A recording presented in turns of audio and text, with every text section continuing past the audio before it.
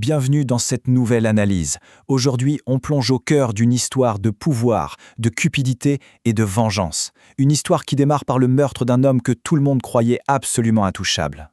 Alors voilà la question qui est sur toutes les lèvres. Qui a bien pu tirer les ficelles? Parce que, soyons clairs, la mort d'Opiter, ce n'est pas un simple meurtre. Non, c'est un véritable séisme qui menace de faire s'effondrer toute la cité. Et pour comprendre ce qui se passe, il faut remonter au tout début, à l'onde de choc initiale.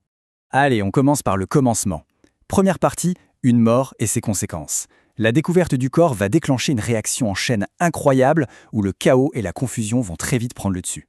Il faut vraiment s'imaginer la scène. C'est Coris, son allié le plus loyal, qui découvre le corps. Le choc est tellement violent qu'il reste complètement anéanti, incapable de faire quoi que ce soit pendant des jours. Et pendant ce temps, la nouvelle se répand comme une traînée de poudre, et avec elle, c'est le désarroi total qui s'installe. Dans le vide politique laissé par Opiter, c'est la confusion la plus totale. Sa veuve, Kossuthia, essaie de sauver les apparences en proposant des jeux en son honneur. Pendant ce temps, on cherche des coupables. Et bien sûr, on se trompe de cible. La reine elle-même, le cœur de la ville, est complètement déstabilisée. Tout le monde sent bien que les règles du jeu viennent de changer. On passe à la deuxième partie, le gambit du vautour. Parce que le chaos, ça profite toujours à quelqu'un. Et ce quelqu'un, c'est Ashur. Pour lui, cette mort, ce n'est pas vraiment une tragédie. C'est une opportunité en or. Le plan d'Ashur est à la fois simple et très audacieux. Mettre la main sur le domaine d'Opiter. Le seul petit problème, c'est qu'il n'a pas un sou. Sa solution, faire chanter la très puissante Cornelia. Mais c'est là que tout dérape. Il comprend avec horreur que ce sont ses propres manipulations qui ont poussé Proculus à passer à l'acte. Il est complice sans l'avoir voulu. Le piège s'est refermé sur lui. Et c'est là qu'on assiste à une scène incroyable. Coris, complètement ivre de chagrin, confronte Ashur et le force à tout avouer. Il pourrait le tuer sur le champ. Mais Ashur, dos au mur, joue sa dernière carte. Une carte complètement folle. Un pacte. Je t'aiderai à te venger de Proculus. Voilà comment naît une alliance contre nature. Une alliance scellée dans le désespoir. Troisième partie. On entre maintenant dans une véritable toile de trahison. Cette alliance toute neuve et très fragile va être mise à l'épreuve. Et ça va se passer lors de la vente aux enchères du domaine d'Opiter. C'est ici maintenant que tous les masques vont tomber. Alors là, accrochez-vous bien. C'est un véritable jeu de domino de la trahison. Ashur pense qu'il manipule tout le monde. Mais en réalité, c'est lui le pion. En trahissant Cornelia, il s'attire la haine de Kossuthia. Et elle n'hésite pas une seconde. Elle balance tout à Cornelia qui, évidemment, retire son argent au dernier moment. Résultat des courses, Ashur perd tout et c'est Proculus, le vrai coupable, qui rafle la mise. C'est une humiliation totale.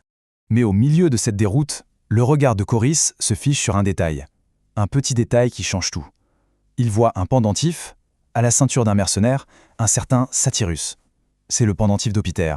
Et voilà, la preuve irréfutable que Proculus a engagé ce gang de mercenaires, les frères Ferox, pour faire le sale boulot. Le mystère est résolu. Mais la vengeance, elle, ne fait que commencer. On arrive à la quatrième et dernière partie, l'alliance pour la vengeance. Et on ne va pas attendre longtemps. Kossuthia tend un piège mortel à Ashur. Mais la nuit, comme souvent, réserve bien les surprises. Le décor est planté. Ashur marche tout seul dans une ruelle bien sombre. Il pense qu'il va à un rendez-vous secret. Mais en réalité, il marche droit dans la gueule du loup. Les assassins de Proculus sont déjà là, cachés, prêts à l'éliminer. Et soudain, les ombres prennent vie. Les frères Ferox, les hommes de Proculus, ils l'encerclent. Pour Ashur, c'est la fin. Il est seul. Il n'a pas d'armes. Il n'a aucune issue. Mais l'alliance, ça sa promesse. Au moment précis où les lames vont s'abattre, Coris et ses gladiateurs sortent de nulle part. Le piège vient de se retourner contre les chasseurs eux-mêmes. Le combat est bref et brutal. On peut même dire que c'est un massacre. Les mercenaires n'ont aucune chance face à la fureur des gladiateurs. Coris tue lui-même 2 des frères Ferox, mais il en laisse un en vie, leur chef, Satyrus. Il doit survivre. Pourquoi? Pour livrer un message très, très clair à Proculus. Après ce bain de sang, l'équilibre des forces a totalement changé. Par cet acte, Corigeris regagne son titre, son honneur. Il est de nouveau docteur, le maître des gladiateurs. Il a repris ce qui lui appartenait. Et c'est sur cette image qu'on va se quitter. Un message a été envoyé, Coris a retrouvé son statut, mais Proculus, lui, est toujours libre, il est même plus riche et plus puissant qu'avant. Alors, la question qu'on doit se poser est la suivante. Est-ce vraiment une victoire, ou est-ce que ce n'était que le tout premier coup d'une guerre qui s'annonce bien plus grande?